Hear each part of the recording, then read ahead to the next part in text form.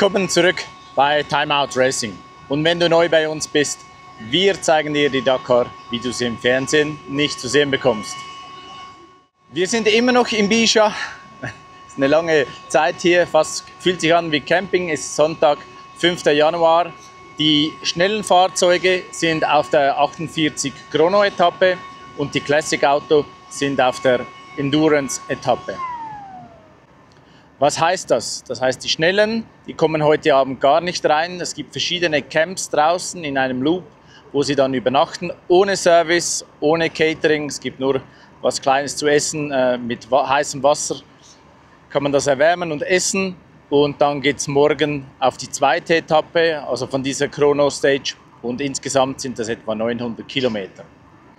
Bei der Classic ist es so, dass die eine Strecke haben. Die kommen heute Abend zurück ins Biwak, dürfen aber nicht zum Camp fahren, sondern in einen speziellen Bereich, Parc Fermé. Da dürfen sie 90 Minuten arbeiten und dann ist abgeschlossen. Dann müssen sie das Auto stehen lassen und dürfen auch nicht zum Fahrzeug. Schlafen dürfen sie aber in ihrem Camp, bei ihren Leuten, also auch bei uns, der Frank, der Frieder, der Tass und der Adi und der Ernst kommen zurück ins Camp. Das ist auch der Grund, dass ihr hier im Hintergrund sieht, dass es keine Autos hat. Es ist wirklich leer, das Camp, es ist sehr ruhig. Viele Teams nutzen die Zeit, um aufzuräumen, etwas den Sand oder den Staub zu entfernen. Aber ich habe es sein lassen, weil ich habe das Gefühl, das ist morgen gleich wieder so. Ich habe die Zeit genutzt und ich nutze die Zeit aktuell, um Brot zu backen, damit wir heute Abend wieder ein gutes Brot haben, einen schönen Käse und ein bisschen Trockenfleisch. Gibt immer eine gute Stimmung und schmeckt halt auch sehr gut. Bei Adi und Ernst läuft es ja aktuell nicht so gut, da gab es auch schon Kommentare dazu. Es ist halt so, das Auto hat einen neuen Motor bekommen, neue Steuergeräte. Die Zeit war sicher, hat auch gefehlt und es ist noch nicht optimal, aber das Auto wird von Tag zu Tag besser. Leider war es so, dass heute der Motor ausging. Sie mussten dann von uns abgeschleppt werden und da sind sie jetzt zurück. Wir haben oder Sie haben etwas gefunden, das die Ursache sein könnte. Der wird jetzt geschraubt und repariert, damit Sie morgen wieder starten können.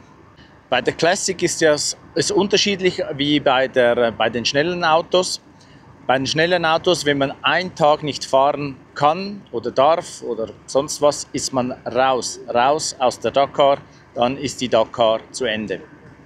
Bei der Classic ist das so, dass man eigentlich ausfallen kann oder einen Tag nicht fahren kann und dann am nächsten Tag trotzdem wieder in die Wertung einsteigen kann. Das heißt, auch wenn Adi und Ernst heute nicht fahren konnten, können sie morgen wieder einsteigen. Der Zufall will es, dass sie abends sowieso zurückkommen auf dieser Endurance-Etappe und von daher ist der Einstieg dann auch morgen wieder möglich. Ich würde sagen, wir gehen jetzt gleich mal schauen, wie es bei denen läuft.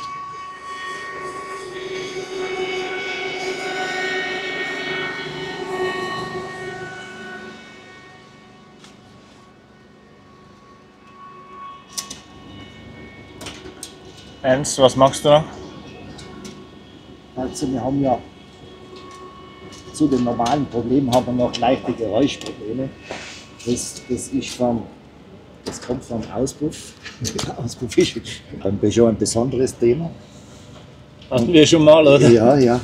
Aber jetzt ist so, jetzt haben wir das, also der Auspuff ist dicht, aber auf dem flexiblen Teil haben wir da kann er sich bewegen. Natürlich, für das heißt es auch flexibel. Und jetzt haben wir gesagt, wenn wir wir haben da das Bodenblech und diese Bewegung, ja, die eliminieren wir jetzt. Jetzt tun wir da eine Schelle drauf, ein Draht drunter und dasselbe. Man zieht das gleichmäßig hoch und dann haben wir das Problem, dass es uns da auf dem Alu nicht mehr berührt. Und mit dem soll eigentlich das eliminiert werden. Wir hatten da so eine Wicklung drauf, eine Wärmewicklung, die hat es uns aber weggerissen, gestern beim Transport mit dem Camion Ballet. Ja. Und jetzt haben wir ihm gesagt, von der Alternative her ist das Einfachste, weil wir kriegen da keines von diesen Thermoschutz sagen wir, Thermoband. diese Matten, nein, es sind so Mattenwesen, die wir da drauf Okay. gehabt haben. Und geht ihr nochmals raus zum Testen wegen der Elektrik? Ja, ja, auf jeden Fall. Jetzt machen wir das doch noch schnell. Ja. Jetzt müssen wir schauen, wie das ist, weil heute ja der Parc Fermé ist. Und wenn der Parc Fermé ist, dann heißt das, wenn die Autos zurückkommen, die dürfen nur mehr 1,5 Stunden repariert werden und danach müssen sie verlassen werden, nicht im Prinzip. Wir sind da bevorteilt, kann man nicht sagen, weil wir ja die Etappe nicht gefahren sind und viele Strafpunkte dafür bekommen. Wenn du aber nicht im Parc Fermé drinnen bist, kriegst du nochmal 5000 Strafpunkte dazu. Jetzt müssen wir schauen, ob wir das Auto reinstellen können. Bis dorthin sollten wir es fertig haben. Wenn das ist so, würden wir uns 5000 Punkte sparen. Wir kriegen so schon genug drauf. Was ist, wenn man einen Tag ausfällt, weißt du? Das weiß ich nicht. Okay. Das weiß ich nicht. Das kommt natürlich auch auf die Prüfungen drauf an, wie viele Sonderprüfungen. Kilometer, ja, genau. Und ja. Aber das werden wir morgen früh dann lesen können. Viel Erfolg. Ja, danke.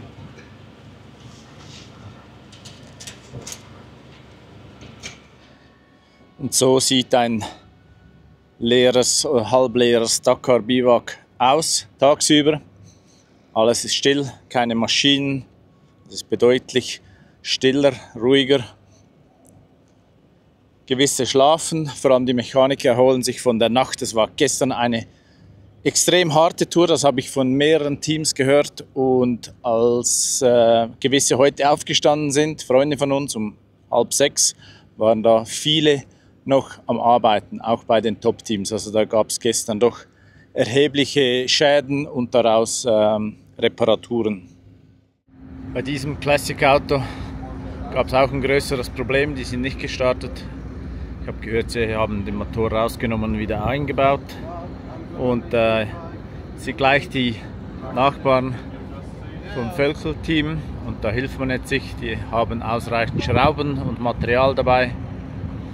Es ist wirklich eine super Stimmung, ein guter Zusammenhalt, wie hier geholfen wird untereinander.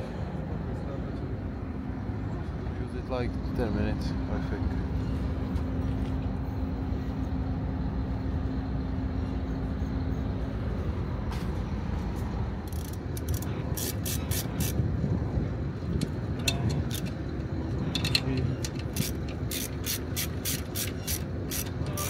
Navigator.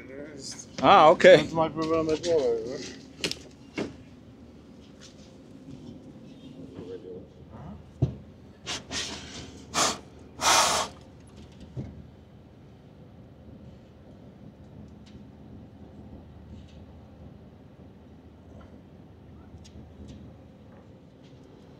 Weiter rein, oder? Ja, hab ich gerade weiß gesehen.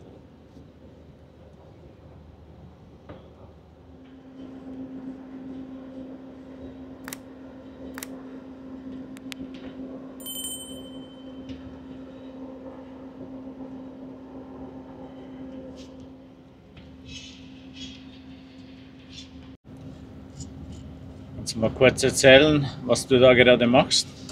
Wir setzen jetzt einen V-Coil ein, also quasi einen Gewinde-Reparatureinsatz. Weil den Kollegen hier von unserem, ich nenne es jetzt mal tschechischen Rennteam, ist das Gewinde ausgerissen von der, ich denke mal, Ansolbrücke oder was sie jetzt noch hier drüber setzen. Und Hat das nicht gepasst gerade? nee, das hat gerade, glaube ich, nicht ganz so sauber geschnitten. Deswegen schneide ich es nochmal fix nach. Aber da wir bestes deutsches Werkzeug dabei haben, sollte das jetzt hier kein Problem darstellen, einen neuen Gewindeeinsatz einzusetzen. Sind alle kaputt oder nur? Nur 2 Stück. 2. Passiert halt, ne? So ein Rennauto, das baust du keine Ahnung wie viel 100 Mal auseinander.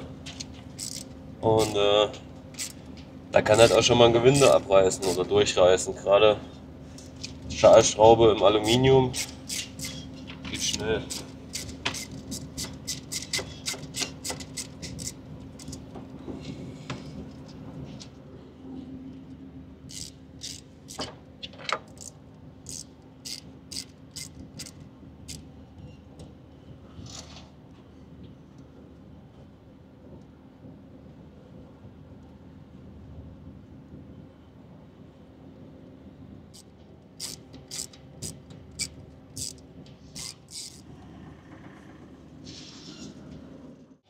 Noch ein Update zum Wetter.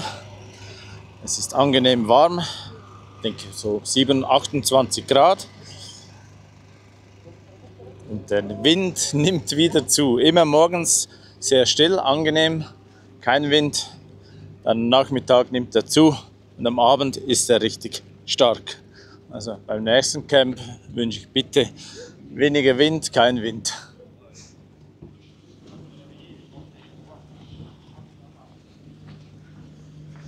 Jetzt gehe ich mal schauen, was mein Brot macht. Ob das schon fertig ist.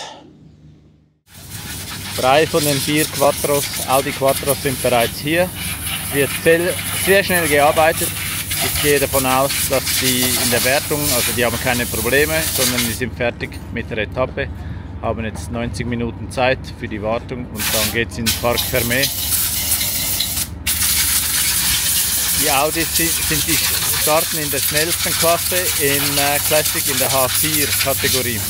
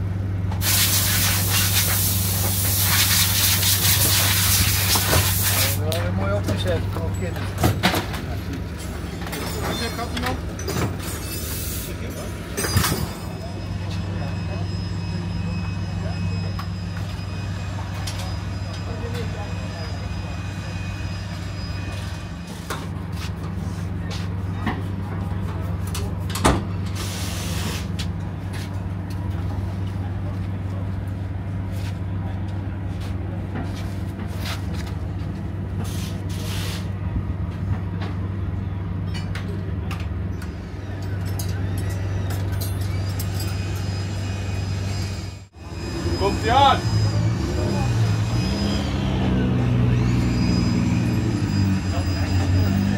Der 4. Audi kommt auch.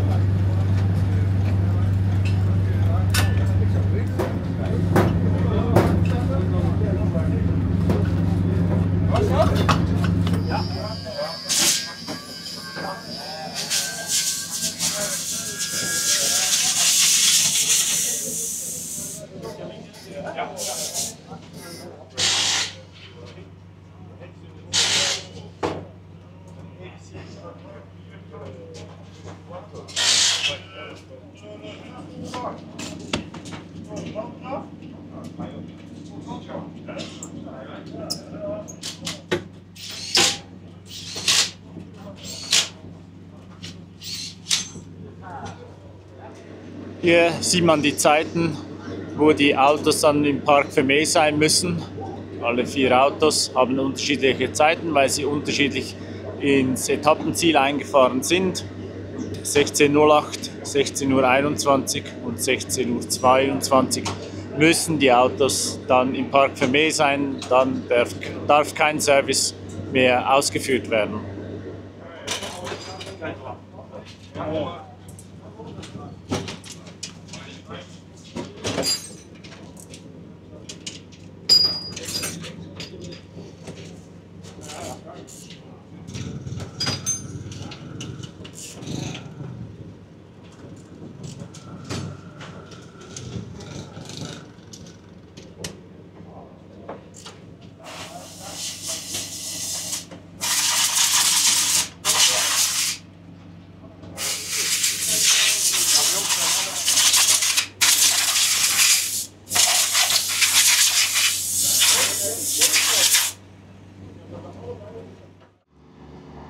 Das ist eine komplett andere Stimmung jetzt beim Schrauben, weil es wirklich schnell gehen muss. Viele Leute am Arbeiten, sehr speditiv. Nicht, dass sie sonst nicht speditiv wären, aber einfach, man sieht's.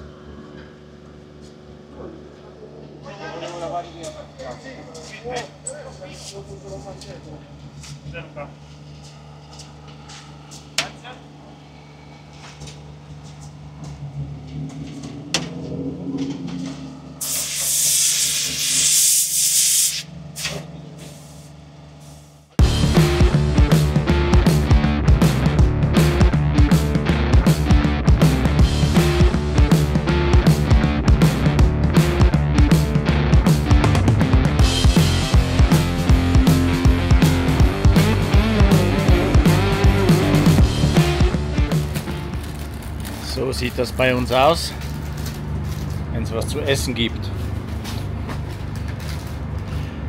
Stufe 1.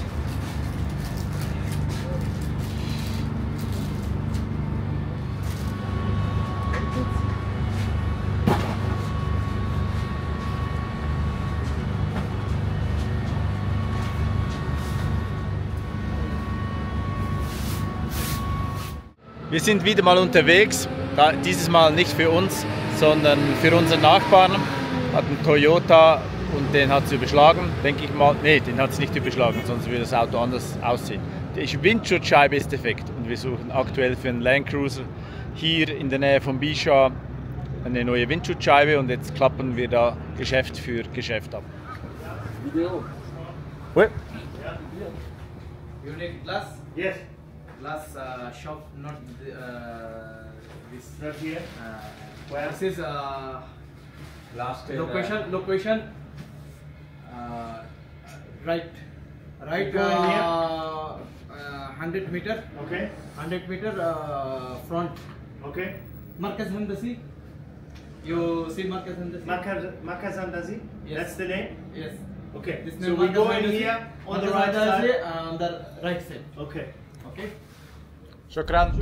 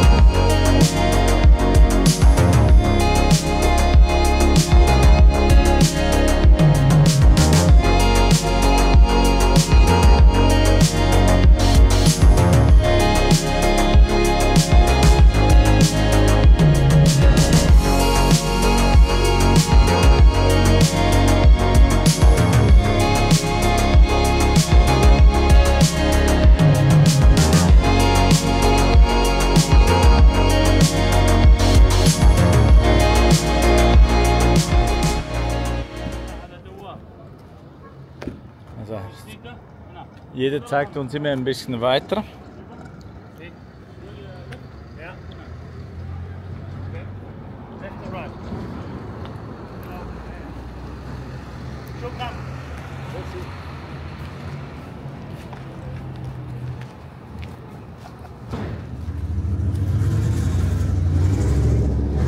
Er meint da vorne rechts.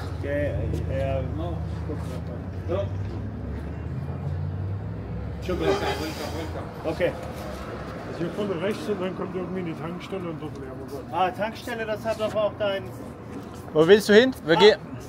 Jetzt einen spezialisierten Laden gefunden, welcher doch einige Windschutzscheiben hat. Jetzt ist die Frage, hat er auch die wir brauchen?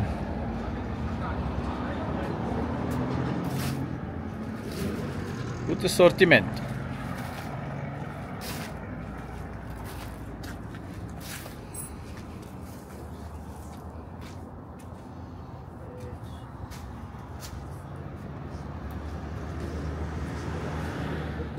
Sí. تركيب ولا شيء؟ Ja? Front. Yes. Front.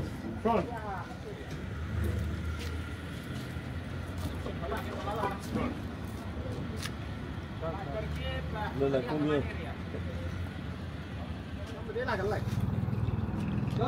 Ein Griff und er hat sie.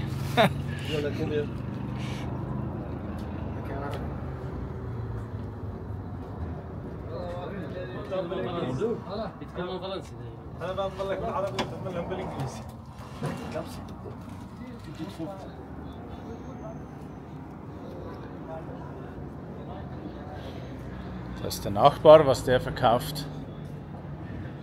Kann ich jetzt gerade nicht sehen. Hallo! Assalamu alaikum. Also wir haben eine Scheibe gekauft oder unser Nachbar hat eine Scheibe gekauft, aber irgendwie sind sie von der Form nicht sicher, ob sie passt. Daher hat uns ein Lokaler noch zu einem anderen Job gebracht, gerade in der Nähe. Und da schauen wir, ob der noch was hat und wie die aussieht.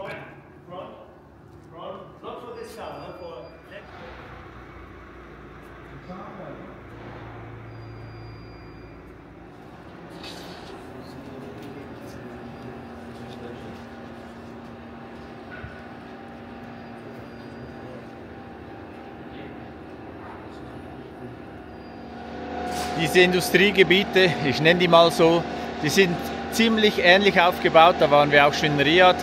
Also in einer Straße, da gibt es Mechaniker, in der anderen Straße gibt es Möbelbauer und in der weiteren Straße gibt es Geschäfte für Sanitäranlagen.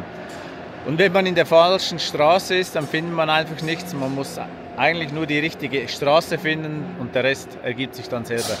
Ich könnte einfach eine Stunde hier durch die Gegend laufen. Es ist so spannend, überall reinzuschauen. Unglaublich cool. 10 nach 7, wir sind wieder im Camp mit insgesamt 3 Frontscheiben.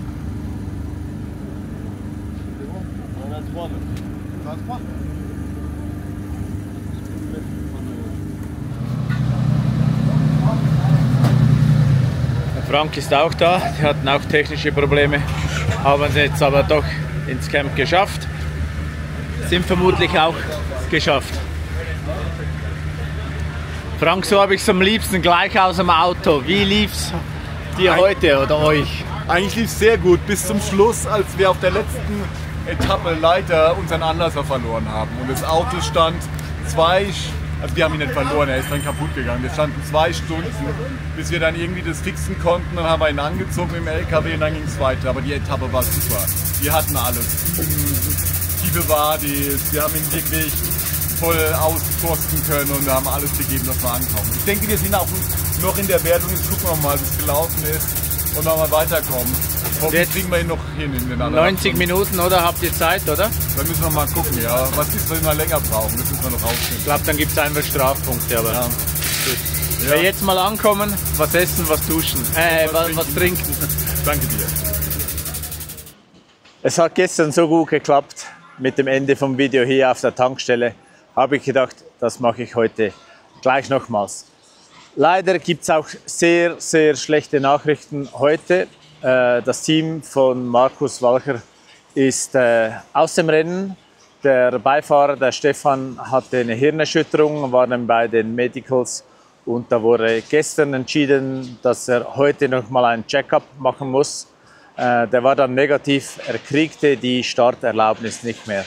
Und wenn man bei der Dakar eine Stage nicht starten kann, bedeutet das automatisch das Aus. Das heißt, für sie ist die Dakar 2025 fertig. Ich habe dann entschieden, dass ich heute nicht mit der Kamera vorbeigehe, sondern einfach sonst vorbeigehe. Ich kenne das Gefühl der Enttäuschung ist riesengroß. Auch wenn nichts Schlimmes passiert ist, alle sind gesund. Ja, es ist trotzdem kein schönes Erlebnis. Ich wünsche dem ganzen Team viel Kraft oder was will man sagen? Ja, viel Kraft.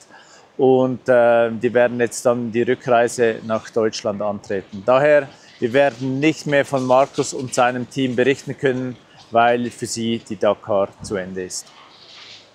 Dann brauchen wir noch eine Zahl für die Verlosung. Das ist die Nummer 7. Die Nummer 7, wir sagen aber noch nicht warum. Irgendwann werden wir das auflösen, aber heute nicht. Aber die Nummer 7 könnt ihr euch merken für die Verlosung. Was die Verlosung ist, wenn ihr jetzt neu dazu gestoßen seid, schaut das Video mit der Nummer 4, Episode Nummer 4. Da habe ich erklärt, wie das funktioniert mit der Verlosung. Ein weiterer Tag geht für uns hier in Bija zu Ende. Morgen nochmals ein Tag in Bija und dann geht es endlich weiter. Ich freue mich sehr auf die Strecke ins nächste Camp. Da kann man wieder viel erleben. Und ich hoffe, ihr seid auch dabei, wenn es morgen wieder bei Time Out Racing weitergeht. Ich wünsche euch eine gute Zeit. Wir sehen uns morgen und bis bald.